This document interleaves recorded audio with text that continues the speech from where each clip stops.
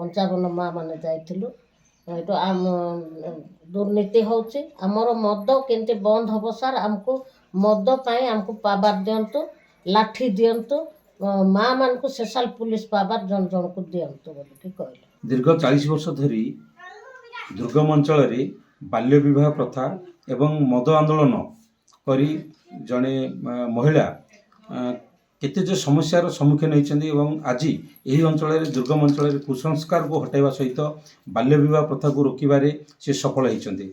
एभली जड़े नारी रही जी कि 16 वर्ष परिवार बह कर नाबालिका जो बह करते जो से बह दाम्पत्य जीवन आरंभ करते परिवार भितर से निजे देखिले जे स्वामी कहतु शशुर कथा कहतु बा परिवार बा साही बा गाँव में समस्ते निशाग्रस्त होते गाँ गली भितर अशांतिर वातावरण सृष्टि होता समस्ते जो अंचलर शिक्षित जदिओ थिले भी निशा से कुसंस्कार करुला अंचल गोटे सदाबले अशांतिर वातावरण सृष्टि होता से निजे चिंता करी आंदोलन करने आरंभ करते से आंदोलन कर सफल पाई से सफलता पचर केमती कौन आसतु आम से जड़े महिला रही जी कि बस्तीना सिंह सहित सीधा सड़क आम आलोचना करवा जे किभली यही यात्रा रही।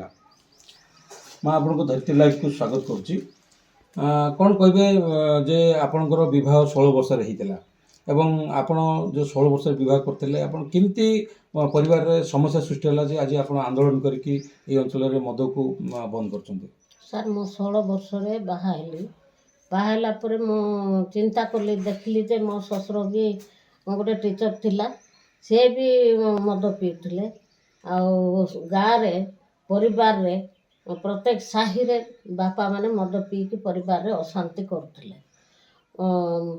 मोर परिवार रे अशांति होची अन्य माने जो गरीब लोक माने केते न अशांति होछन्ते मद को केमती मो हटेबी या चिंता करिकरी मो माँ मान को डाकली केतटा माँ को डाकिकी देखो आमे केते समस्यार सम्मुखीन होचु ए मद को केमती आमे हटेबा कहिकी डाकली मीटिंग कलु सेटू आंदोलन कलु बहुत माँ मान को डाकिकी आमे देखो आमर गाँव रे आम साही रे आम पंचायत रे जो ए समस्या होची ए समस्या को आमे दूर करवा केमती कहबार माँ माने भी मते सहयोग कले हाँ कले भल बोलिकी मद जो माने बिक्री करुछंती रांधुछंती से माने कहले जे आमे कौन को खाइबो हमको मद बंद करुछंती हमको तो पुषिबो कि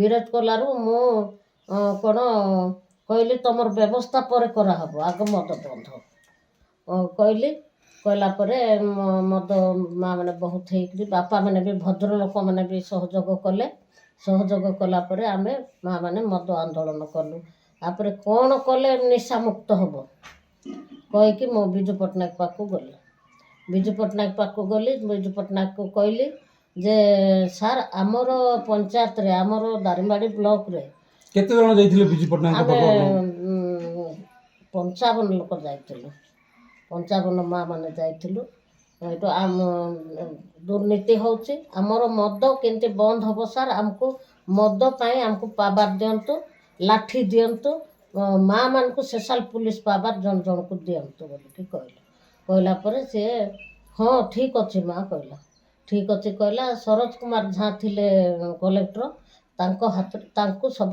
देले दायित्व देला परे से आमको दारिंबाड़ी डाकला डाकिकी आमको गोटे गोटे पंचायत को गोटे माँ को देला स्पेशल पुलिस बाड़ी ठेंगा भी देला तापर मते भी देला पुलिस पावर तापर मु आउरी उत्साह हेले आग्रह हेले आग को जावाई केमती ए निशा मुक्त हम ए धारणा मोर मो स्वामी भी कहला जा जाइचु कहले जा कहले समर्थन कला आपन स्वामी भी आपन समर्थन मते समर्थन कोन कहबे आपन स्वामी एवं ससुर भी निशाग्रस्त होतिले सेमाने शिक्षित लोक थिले टीचर थिले सरकारी चाकरी करथिले तो सेमान को किंदा आपन बुझेले सेमान को बुझेली सर देखो आम परिवार रे कोन होची बापा तमे तो रे शिक्षित लोक ए मद पीले आमर परिवार कौन होची सेटा तो बुझवा पड़बो ना और सी भी मद छाड़देले शशुर भी छाड़देले मो स्वामी भी छाड़देले तापर तार देह खराब है देख तुम पुअर देह खराब है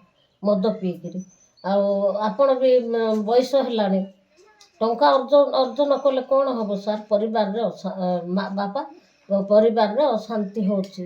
ତେଣୁକରି ମୁଁ ତୁ ଆମକୁ ସିନା ମଦ ବନ୍ଦ କରିପାରିବୁ, ଗାଁ ଲୋକକୁ ଏରିଆ ଲୋକକୁ କରିବୁ କି? ହଁ, ମୁଁ ଚେଷ୍ଟା କରିବି, ମୁଁ କରିବା ପାଇଁ ଚେଷ୍ଟା କଠୋର କରୁଛି। ଲାଗିଲେ ହଁ। ଆଉ ଗୋଟେ କଥା ଯେ ଆପଣଙ୍କର ଯେମିତିକି ଗୋଟେ କମ୍ ବୟସରେ 16 ବର୍ଷ ବୟସରେ ଆପଣଙ୍କର ବିବାହ ହେଇଥିଲା ଏବଂ ଆପଣ ଯେଉଁ କଷ୍ଟ ଯେଉଁ ସମସ୍ୟାରେ ପଡ଼ିଲେ ପରବର୍ତ୍ତୀ ସମୟରେ ଆପଣ ନାବାଳିକା ଯେଉଁ ବିବାହକୁ ବାଲ୍ୟ ବିବାହକୁ ଆପଣ ରୋକିବା ପାଇଁ କାମ କଲେ, ସେଇଟା କେମିତି କ'ଣ କରୁଥିଲେ ସବୁ? ସେଇଟା ମୁଁ ତ ବାଲ୍ୟ ବିବାହ ହେଇକିରି ମୁଁ ଯେଉଁ କଷ୍ଟ ପାଇଲି ଶାଶୁ ଶ୍ୱଶୁର ସ୍ୱାମୀ ସାଙ୍ଗରେ, ଆଉ ଅନ୍ୟମାନେ ବି ସେହା ନ ହୁଅନ୍ତୁ ବୋଲିକିରି ମୁଁ ଚେଷ୍ଟା କଲି ସାର୍। ଆଉ ବାଲ୍ୟ ବିବାହ ରଖିବା ପାଇଁ ବୋଲିକିରି ମୁଁ ମାଆମାନଙ୍କୁ ବି କହିଲି, ଦେଖ ବାଲ୍ୟ ବିବାହ ହେଇକିରି ଆମେମାନେ ପୂର୍ବକାଳ ଲୋକମାନେ ଆମେ କେତେ କଷ୍ଟ ପାଉଛୁ। ଆମ ପିଲାମାନଙ୍କୁ ପାଠ ଶାଠ ଶିକ୍ଷିତ କରିବା, ସ୍କୁଲ ପଠାଇବା, ଆଉ ଆମେ ବି ଆଗକୁ ଯିବା। ଏମିତି ମାଆମାନଙ୍କୁ ବି ମୁଁ କହିଲା ପରେ ଗୋଟେ ଝିଅକୁ ଗୋଟେ ପୁଅ ଭଲ ପାଇକିରି ପ୍ରେଗନେଣ୍ଟ କରିଦେଇକି ପଳେଇଲା। ତାକୁ ତାର ବାପା ଆସିକି ମୋତେ କହିଲା ଯେ ମା ଏମିତି ଏମିତି ହେଲା, କ'ଣ କରିବ? କହିବାରୁ ଆମେ ଗୋଟେ ମିଟିଂ ଡାକିଲୁ, ବାପା ମା ସମସ୍ତଙ୍କୁ ଡାକିକିରି ସେଇଠି ମିଟିଂ ହେଲା। ମିଟିଂ ପରେ ତାକୁ କହିଲୁ, ନାଇଁ ମୁଁ ଜାଣି ନାହିଁ କହିଲା ସେ ପୁଅର ବାପା। ଆମେ କହିଲୁ ତୁ ଜାଣିନୁ କେମିତି ଏ ଝିଅ ଏମିତି ହେଇଛି, ଜାଣିନୁ କହିଲେ ସେ ପୁଅକୁ ଡାକିକିରି ତୁ କ'ଣ ହେଲେ ଗୋଟେ ସମାଧାନ କରିବୁ। କହିବାରୁ ମୁଁ କୁଆଡ଼େ ଯାଇଛି, ମୁଁ କେମିତି ଡାକିବି? ନାଇଁ ତମେ ଡାକିବାକୁ ପଡ଼ିବ, ସପ୍ତାହଟେ ଭିତରେ ନ ଡାକିଲେ ଆମେ ଥାନାକୁ ଯିବୁ କହିଲା ପରେ ସେ ସପ୍ତାହଟେ ଡାକିଲା, ଝିଅକୁ ପୁଅକୁ ଆମେ ମିଶାଇ ଦେଲୁ। ଏମିତି ସବୁ ଏବେ ଯଦି ଦେଖିବା ନାବାଳିକ ଯେଉଁ ବାଲ୍ୟ ବିବାହ ରୋକିବା ଏବଂ ମଦ ଆନ୍ଦୋଳନ କରିବା, ଏଥିରେ ଆପଣଙ୍କର ଯେଉଁ ରହିଛନ୍ତି ସାମ୍ପ୍ରଦାୟିକ ଯେଉଁ ଲୋକମାନେ ରହିଛନ୍ତି, କମ୍ୟୁନିଟିର ଯେଉଁ ଗୋଷ୍ଠୀର ଯେଉଁ ଲୋକମାନେ ରହିଛନ୍ତି, ସେମାନେ ଆପଣଙ୍କୁ ସମର୍ଥନ କରୁଥିଲେ ନା ଆପଣ ତାର ବିରୋଧୀର ବି ସମ୍ମୁଖୀନ? ନାଇଁ ସାର୍, ଭଦ୍ର ଲୋକମାନେ ବି ବାପାମାନେ କେତେ ଜଣ ଜାଣିବା ଲୋକମାନେ ସମର୍ଥନ କଲେ। ଏଠୁ ସେ ଝିଅକୁ ଦେଲୁ। ଆଉ ଗୋଟେ ସରପଞ୍ଚ ଗୋଟେ ଝିଅକୁ ନାବାଳିକା ଏମିତି ହଁ, ତାକୁ ବି ଏମିତି ପ୍ରେଗନେଣ୍ଟ କରିଦେଇକି ଛାଡ଼ି ଦେଉଥିଲା। ତ ଏଇ ଯେଉଁ ଅଞ୍ଚଳରେ ଏଇଭଳି ଯେଉଁ ଘଟଣା ଘଟୁଥିଲା, ଏଇଟା ଅଞ୍ଚଳରେ ଆକ୍ଚୁଆଲି ଶିକ୍ଷାର ଅଭାବ ଯୋଗୁଁ ହେଉଥିଲା ନା କ'ଣ ପାଇଁ ଏଇସବୁ ଜିନିଷ ହେଉଥିଲା ଏବଂ ତାକୁ କେମିତି ଆପଣ ପରିବର୍ତ୍ତନ କଲେ? ସାର୍, ଶିକ୍ଷା ଯୋଗରେ, ଶିକ୍ଷିତ ନ ହେଲା ଯୋଗୁଁ, ପାଠ ନ ପଢ଼ା ଯୋଗୁଁ ଝିଅ ବାଲ୍ୟ ବିବାହ କରିଦେଉଥିଲେ ବାପା ମା। ଝିଅ ତ ଆମେ ଝିଅମାନଙ୍କୁ ବି ପାଠ ପଢ଼େଇଲେ ନା ସାର୍। ଆମେ ତ ଏ ଝିଅ ତ ପର ଘରକୁ ଯିବ, ପୁଅ ସିନା ଆମର ଘରେ ରହିକିରି ଆମ ଧନ ସମ୍ପତ୍ତି ଖାଇବ, ଚାକିରି କଲେ ଟଙ୍କା ଅର୍ଜନ କରିକି ଆମକୁ ଦେବ। ଆଉ ଝିଅମାନଙ୍କୁ କ'ଣ ପର ଘରକୁ ଯିବା, ଝିଅମାନଙ୍କୁ ପଢ଼ଉନଥିଲେ।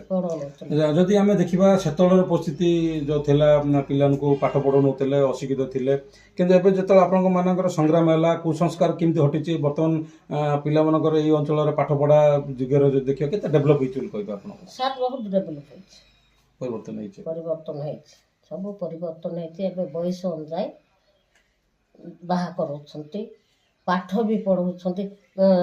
ଜାଗୃତି ସାର୍ମାନଙ୍କୁ କହିକିରି ଏଠି ସେ ପ୍ରି ସ୍କୁଲ ନା କ'ଣ କହୁଛନ୍ତି, ସେଇଟା ବି ଆଣିଲି ସାର୍। ସେଇଟା ବି ପିଲାଙ୍କୁ ଶିକ୍ଷିତ କରେଇଲି।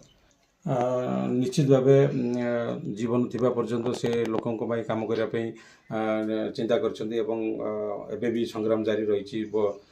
ଏବଂ ଆପଣମାନେ ଶୁଣୁଥିଲେ ତାଙ୍କର ବଡ଼ ପରିବାର ହେଇଥିଲେ ମଧ୍ୟ ସେ ପରିବାରକୁ ସେ ପିଲାମାନଙ୍କୁ ପାଠ ପଢ଼େଇ ଲାଳନ ପାଳନ କରି ଆଜି ଭଲ ରୋଜଗାର ଦେଇପାରୁଛନ୍ତି। ସମସ୍ତେ ବିଭିନ୍ନ ଜବ୍ରେ କାର୍ଯ୍ୟ କରୁଛନ୍ତି। ତଥାପି ଏବେ ବି ବସ୍ତିନା ସିଂ ସଂଗ୍ରାମ ଜାରି ରଖିଛନ୍ତି, ମହିଳାମାନଙ୍କୁ ଏକତ୍ରିତ କରୁଛନ୍ତି, ବିଭିନ୍ନ ସଚେତନ କାର୍ଯ୍ୟକ୍ରମ କରୁଛନ୍ତି ଏବଂ କେମିତି ଏହି ଅଞ୍ଚଳର ଡେଭଲପ୍ ହେବ ସେ ନେଇ ସେ ବି ଚିନ୍ତା କରୁଛନ୍ତି।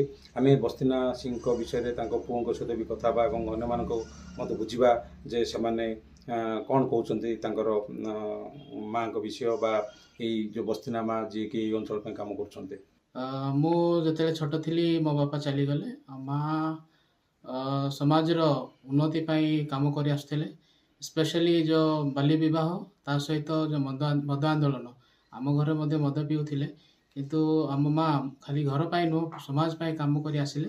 ମଦ ପୁରା ଆନ୍ଦୋଳନ କଲେ, ମଦ ବନ୍ଦ କରେଇଲେ, ଆମମାନଙ୍କୁ ପାଠ ପଢ଼େଇଲେ। ମୁଁ ହେଉଛି ତାଙ୍କର ସାନ ପୁଅ ସଦାନନ୍ଦ ସିଂ। ଆଜି ମୁଁ କର୍ପୋରେଟ୍ କାମରେ କାମ କରି ଆସୁଥିଲି, ଏବେ ଜାଗୃତିରେ ମଧ୍ୟ ମୁଁ ପ୍ରୋଗ୍ରାମ ମ୍ୟାନେଜର ହିସାବରେ କାମ କରି ଆସୁଛି। ମାଆର ଚେଷ୍ଟା, ମା ବହୁତ କଷ୍ଟ କରିଛନ୍ତି, କଷ୍ଟ ପାଇଛନ୍ତି, ଆମମାନଙ୍କୁ ଭଲ ପାଠ ପଢ଼େଇଛନ୍ତି। ମୋ ବଡ଼ ଭଉଣୀ ମଧ୍ୟ ଭଲ ପୋଷ୍ଟରେ ଏବେ ବନାରସରେ ସେଣ୍ଟ ଜନ୍ ସ୍କୁଲରେ ଟିଚର୍ ଅଛନ୍ତି। ଅନ୍ୟ ଦୁଇ ଭଉଣୀ ମଧ୍ୟ ଭଲ ପୋଷ୍ଟରେ ଅଛନ୍ତି ରାୟଗଡ଼ାରେ। ଆମେ ତିନି ଭାଇ ମଧ୍ୟ ଆମେ ସବୁ ଜବ୍ କରୁଅଛୁ। ଏ ମାଆର ଚେଷ୍ଟା ଯୋଗୁଁ ଆଜି ଆମେ ନିଜ ନିଜ ଗୋଡ଼ରେ ଭଲ ଏଜୁକେସନ୍ଟେ ପାଇପାରିଲୁ। ମୁଁ ମଧ୍ୟ ଗୋଟେ ବଡ଼ ଟପ୍ 10 କଲେଜରେ ପାଠ ପଢ଼ିବା ସୁଯୋଗ ମିଳିଲା। ମାଆ ମୋତେ ପାଠ ପଢ଼େଇଲେ। ଆଉ ସମାଜର ଆଜି ଦେଖୁଛି ମୁଁ ଏ ଅଞ୍ଚଳ 22 ବର୍ଷ ପରେ ମୁଁ ଏ ଅଞ୍ଚଳକୁ ଆସିଲି, ମୋ ନିଜ ଏରିଆ ପାଇଁ ଆସିଲି, ନିଜ ଗାଁକୁ ଆସିଲି। ଦେଖିଲି ଗାଁରେ ମଦ ବନ୍ଦ କରାହେଇଛି, ପିଲାମାନେ ଶିକ୍ଷିତ ହୋଇପାରିଲେଣି, ବଡ଼ ବଡ଼ ପୋଷ୍ଟରେ ପିଲାମାନେ ଜବ୍ କରିବା ଷ୍ଟାର୍ଟ କଲେଣି। ଆଉ ଏ ଅଞ୍ଚଳର ଆର୍ଥିକ ସାମାଜିକ ସ୍ଥିତି ସୁଦୃଢ଼ ହେଇ ଆସିଲାଣି ଆଉ ସୁଦୃଢ଼ ହେଇପାରିବ। ତେଣୁକରି ମୁଁ ଧନ୍ୟ ମନେ କରେ କି ମୋ ମା ଏତେ ପରିଶ୍ରମ କରି ଏ ଅଞ୍ଚଳର ଉନ୍ନତି ପାଇଁ, ଏ ଅଞ୍ଚଳର ବିକାଶ ପାଇଁ କାମ କରି ଆସିଛନ୍ତି। ଆମେ ମଧ୍ୟ ମଝିରେ ନିରାଶ ହେଉଥିଲୁ, କାହିଁକି ଯେଉଁମାନେ ମଦ ରାନ୍ଧୁଥିଲେ, ମଦ ବ୍ୟବସାୟ କରୁଥିଲେ, ସେମାନେ ମଧ୍ୟ ମାଆକୁ ମାରିବା ପାଇଁ କିମ୍ବା ମାଆର ଏଗେନ୍ଷ୍ଟରେ ସବୁ ଆସିଥିଲେ। କିନ୍ତୁ ମା ଆମ କଥା ମଧ୍ୟ ଶୁଣିଲେ ନାହିଁ। ମାଆକୁ ଆମେ ମନା କରିଥିଲୁ ଏ କାମ ଗୁଡ଼ାକ କରିବା ପାଇଁ, କିନ୍ତୁ ମା ଆମ କଥା ନ ଶୁଣି ଗାଁର ତଥା ସମାଜର ବିକାଶ ଲାଗି ବା ବିକାଶ ପାଇଁ ସେ ନିଜର ଲାଇଫକୁ ସମର୍ପିତ କରିଅଛନ୍ତି। ତେଣୁକରି ଆଜି ମୁଁ ଧନ୍ୟ ମନେ କରୁଛି ଆଉ ମା ଯୋଗୁଁ ମୁଁ ଗର୍ବିତ ଅଟେ। ଆଉ ଏବେ ମଧ୍ୟ ମା ଚେଷ୍ଟା କରୁଅଛି କିନ୍ତୁ ଗାଁରେ ସମାଜରେ ମାଆମାନେ କେମିତି ଆଗକୁ ବଢ଼ିପାରିବେ, ମାଆମାନେ କେମିତି ସେଲ୍ଫ ଡିପେଣ୍ଡେଣ୍ଟ ହେଇପାରିବେ, ସେଲ୍ଫ ରିଲାଏନ୍ସ ହେଇପାରିବେ, କାହା ଆଗରେ ହାତ ପତେଇବେନି। ତେଣୁକରି ସେ SHG ସହିତ PG ଗ୍ରୁପ୍ ଗୁଡ଼ାକ ଗଠନ କରି ମାଆମାନଙ୍କର ଆର୍ଥିକ ସ୍ଥିତି, ସାମାଜିକ ସ୍ଥିତିକୁ ସୁଦୃଢ଼ କରିବାରେ ଲାଗିଛନ୍ତି। ଧନ୍ୟବାଦ। ତ ଆପଣ ଶୁଣୁଥିଲେ ତାଙ୍କ ପୁଅଙ୍କର ପ୍ରତିକ୍ରିୟା ମଧ୍ୟ ଏବଂ ବସ୍ତିନା ସିଂଙ୍କର ପ୍ରତିକ୍ରିୟା ମଧ୍ୟ ଆପଣମାନେ ଶୁଣୁଥିଲେ ଯେ କିଭଳି ଷ୍ଟ୍ରଗଲ୍ ଥିଲା। କନ୍ଧମାଳ ଜିଲ୍ଲା ଦାରିଙ୍ଗବାଡ଼ି ବ୍ଲକ ଦାସିଂବାଡ଼ି ଅଞ୍ଚଳରୁ ଅରୁଣ ସାହୁଙ୍କ ରିପୋର୍ଟ, ଧରିତ୍ରୀ ଲାଇଭ୍।